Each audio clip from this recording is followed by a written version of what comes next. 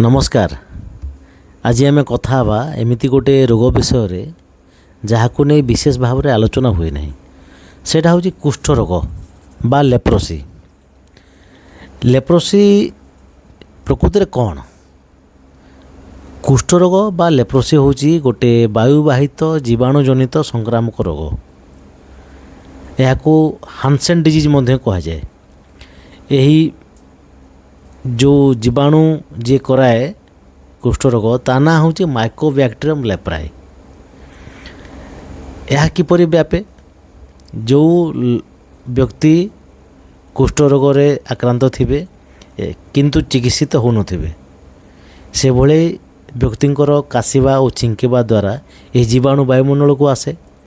जड़े सुस्थ लोकर प्रश्वास द्वारा से सुस्थ लोक शरीर रे यह जीवाणु प्रवेश करे एवं जदि सही व्यक्ति जनकर रोग प्रतिरोधक शक्ति बा इम्यूनिटी कम थिबो तेबे कुष्ठ रोग तांकोटी सृष्टि हो जिवो।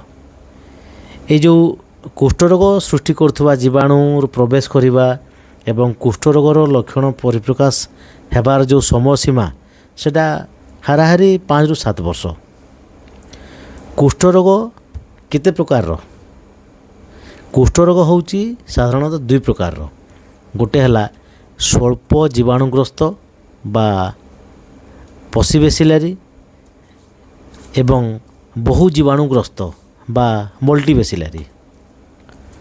एबे जानिबा कुष्ठ रोगर लक्षण विषय क्यों क्यों लक्षण थिले आमे कुष्ठ रोग होइची बोली संदेह करिबा। साधारण चर्म तुलन रे हल्का रंगर लाल किंबा तंबालिया छौ जहाँ को छुईले किसी जानी हुए नहीं। स्पर्शहीनता देखा जीवो। एक किंबा माने बधिरा छौ हो से जो बधिरा छौ हम सेटा गोटे किंबा गोटे अधिका थिबो। लाल रंगर छौ थिबो। चर्म रे गुड़ी आकार बाहर कानर धार मोटा हो किंबा गुड़ी आकार बाहर। चक्षुर पता बंद न हवा माने आखि बंद कले भी पता पड़ो ना। भ्रूलतार बाल झड़ी जावा। हाथ पादर कौन सी जगार दरज नथिबा घा थेबो किंतु दरज नथिबो पेनलेस पूरा थिबो। आंगुली रे दुर्बलता किंबा बंका हो हाथर पापुली रे बधिरा लगे शुखिला लगे किसी धरले जिनस धरी पारे ना। जोर रे रोषे कला बेले ठंडा गरम जानीपारे ना। तापरे हाथर मांसपेशी दुर्बलता देखा हाथर पापुली झुली पड़ो। पाद तल बधिरा लगे मांसपेशी रे दुर्बलता लगे किंबा पाद झुली पड़ा। कहूणी हाथ और बेक पाखे स्नायु मोटा लगे दर्ज हवा बा झिमझिम लगे यही सब जदि लक्षण देखा जाउची तेबे आपण जो गाँ बा साहिर जो आशा थिबे तांको आपण जोगाजोग करिवे एवं जो आपण घर पाखरे जो निकटस्थ सरकारी हॉस्पिटल थिबो गवर्नमेंट हॉस्पिटल सेठी आपण जिवे आउ डाक्तर पाखरे परीक्षा करेबे। सेठी आमर जो कुष्ठ रोगर चिकित्सा पाई जो एमडीटी बा मल्टी ड्रग थेरापी सेठी संपूर्ण मागणार मिलिबो।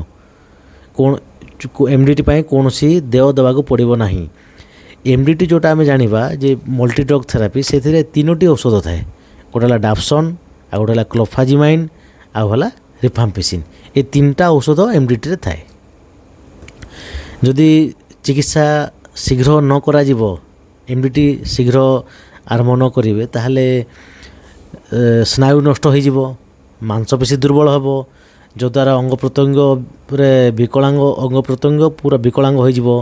व्यक्ति अकर्मण्य हो जिवे। स्पर्शहीनता जो शुष्क चर्म हेबो ड्राई स्किन हो जिवो फटका हेबो घा हेबो। तेणु तांकर जो सामाजिक जीवन मध्य एथिरे प्रभावित हो जिवो। सेतिपई कुष्ठ रोग को जिते शीघ्र निरूपण करहब एवं जिते शीघ्र एमडीटी स्टार्ट हम सेते भल। आउ कुष्ठ रोग को नहीं भयभीत होबार कौन से कारण नहीं।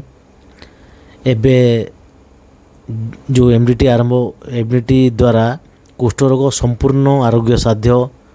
यहाँ नहीं बिल्कुल भी माने कौन से प्रकार भ्रांत धारणा रे आपण शिकार होंतु नहीं जे छाड़ब ना। एटा अभिशाप एटा बिल्कुल नुह।